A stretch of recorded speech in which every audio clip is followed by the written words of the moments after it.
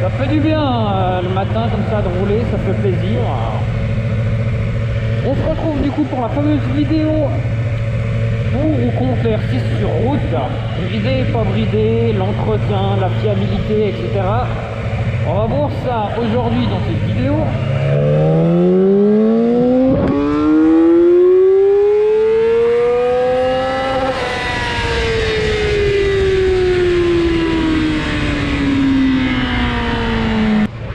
Voilà, ça répond un peu à la question, je crois. Bon, voilà, j'ai trouvé un petit endroit un peu tranquille. Enfin, il y a l'autoroute juste à côté, mais c'est un détail. Mais comme ça, je peux vous parler et vous m'entendez, parce que j'ai toujours pas de micro pour la GoPro, parce que ça coûte cher le matos, parce qu'il faut la fixation pour le truc, l'adaptateur, le micro, puis je veux pas acheter un micro de merde à 10 balles sur Wish, donc j'aimerais un truc propre, donc ça va pas venir tout de suite, hein, donc, mais ça va arriver un jour. Qu'est-ce que ça vaut?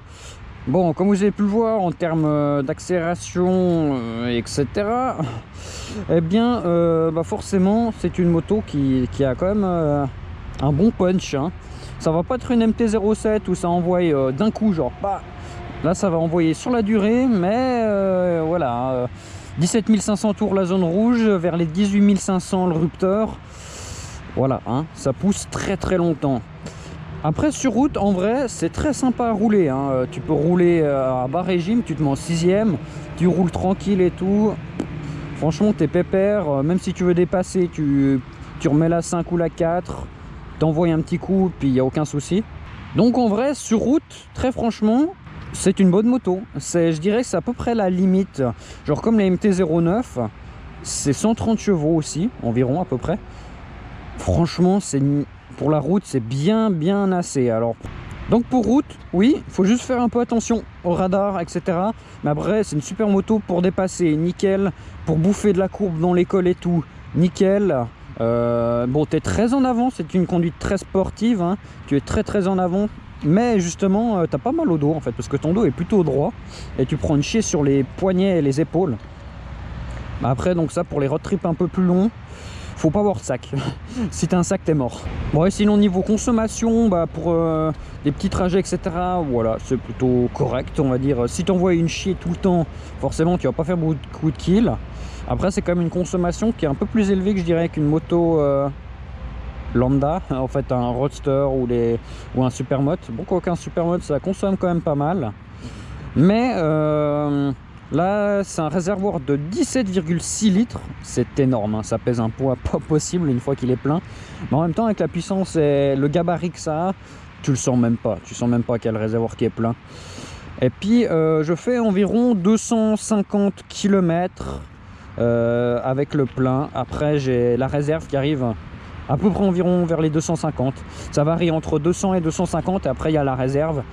En bref, tu fais entre 250 km voire 300 avec réserve, donc c'est encore pas trop mal. Après, ça c'est en roulant tranquille, hein.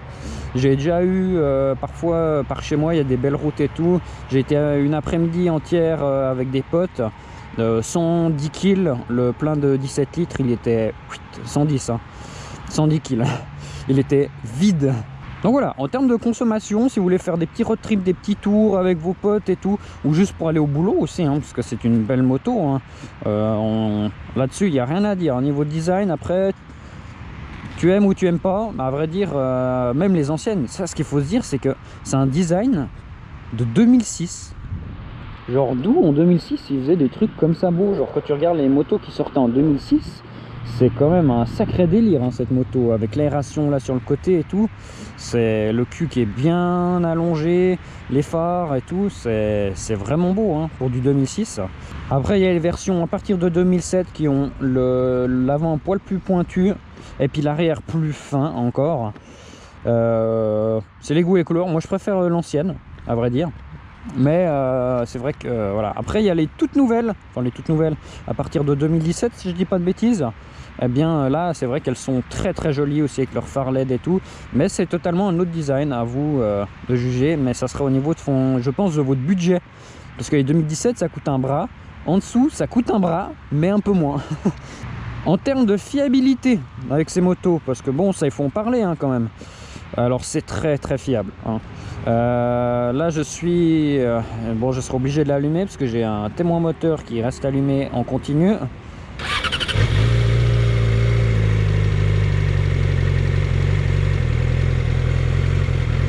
Je suis à 69 993. Je suis à bientôt 70 000. Eh, on va bientôt fêter ça ou bien...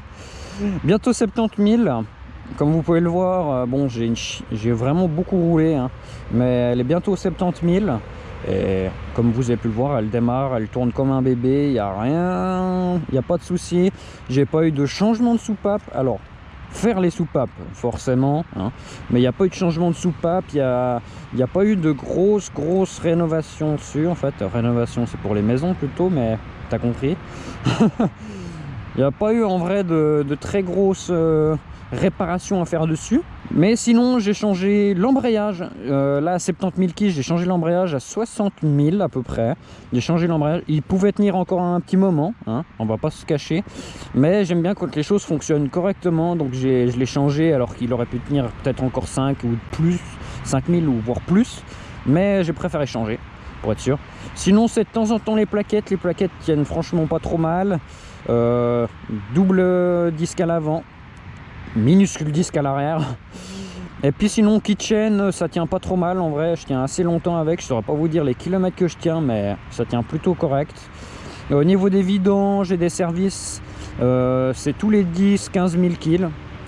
Moi je fais tous les 10 000 les services. Un petit service c'est 200-300 balles.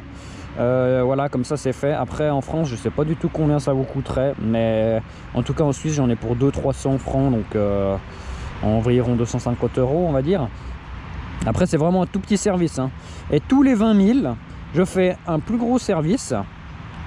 Donc en fait je fais un petit, un gros, un petit, un gros service, voilà. Puis lors du gros service, donc tous les 15-20 000 je fais le réglage soupape, parce que ça il faut pas le négliger. Et puis ça reste une moto qui tourne très haut dans les tours, et forcément bah il faut ça lui tape dans la gueule, hein. Donc vaut mieux qu'elle soit bien réglée, etc. Et puis comme ça au moins là elle ronronne et tout, c'est vraiment voilà. Après c'est un bruit. Vous verrez, si vous achetez une ou si vous allez en tester une ou comme ça, ou vous en entendez une à l'arrêt, on entend beaucoup les soupapes, hein. Quand elle commence à prendre de l'âge, on entend de plus en plus les soupapes, mais je sais pas, moi ça me déplaît pas. C'est vraiment, il y a ce côté un peu mécanique et tout, on entend, ça claque un peu au niveau des soupapes. C'est rien de grave, hein, elles vont pas casser aux soupapes, rien du tout, il n'y a aucun souci. Et du coup voilà. En termes des petits soucis que j'aurais pu avoir avec cette moto, alors en premier temps, la clé, que je ne peux pas tourner comme ça, on est obligé de la pencher un peu sur le bas. En fait c'est un souci qui a avec énormément de R6, à ce qui paraît c'est un défaut qui est dedans, puis à force avec les clés bah, ça appuie un peu sur la clé, puis du coup ça force un peu le système dedans. C'est pas dérangeant, votre clé va pas se casser dedans et tout, faut juste pas forcer. Vous voyez là, je peux pas, je la prends, je l'incline un peu, elle tourne nickel, hein. Voilà, ça s'allume, aucun souci. J'ai aussi, comme vous avez pu le voir au début aussi, le témoin moteur. C'est tout simplement la petite sonde qui vient juste là, la sonde lambda qui, avec le temps, sur les Yamaha R6, je sais pas, elle prend cher, et puis quasiment à chaque fois elle pète. Au début c'est que quand vous montez dans les tours qu'il y a le témoin qui s'allume, puis au d'un moment il se réteint, et puis au d'un moment il se réteindra plus jamais. Alors à changer ça coûte un peu bonbon. Du coup bah moi je l'ai pas changé. Et puis de toute manière quand vous allumez votre moto, oui le témoin reste allumé, hein, donc il faut faire un peu attention, mais il y a un numéro en dessous de la température là, je sais pas si on va le voir, mais il y a un petit numéro. Le numéro 18 c'est justement la sonde lambda en fait. Après s'il y a un autre numéro qui s'affiche après le 18, allez dans un garage ou faites-la amener dans un garage plutôt, parce que là ça peut être un autre souci. Vous pouvez aller regarder sur internet, il y a tous les chiffres, tout qui est bien expliqué, ça il n'y a pas de souci. Donc ça c'est voilà les points que j'ai eu comme petit souci, c'est tout ce que j'ai eu, hein. La clé, ça c'était d'origine, le témoin moteur ça arrive avec le temps aux alentours des 50-60 000, rien de bien grave. Si vous voulez la changer vous pouvez, hein. Après moi je vais pas mettre de l'argent là dedans, sachant que je fais bien attention chaque fois que je l'allume, je regarde si le 18 est-ce qu'il y a un chiffre après ou pas, juste pour voilà. Alors, ce qui est aussi assez important, c'est en termes de modification. Qu'est-ce qu'on peut faire là-dessus?